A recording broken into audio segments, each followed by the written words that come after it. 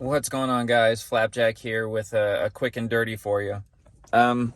Right now, I made a mistake in leaving the house with a bad battery in the car. I know that the battery is bad because after it sits for a couple of days, it's just completely drained.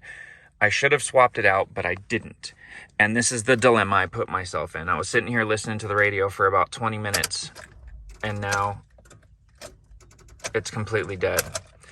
I do have a couple of 4S batteries that are fully charged, and I have two cables that are connected directly to my battery with fuses. So all I'm gonna do is, real quick, I'm gonna plug in one 4S pack, and this is not going to be doubling the voltage because it's the same. See, no jump, no fuse, no problems.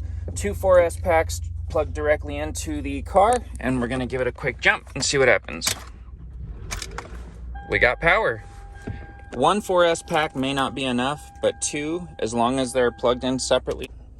Oh, by the way, remember to unplug your packs as soon as you get the car started. Do not leave your packs on here. They will probably puff or cause issues, or I don't know. I don't know what'll happen. I don't want to find out.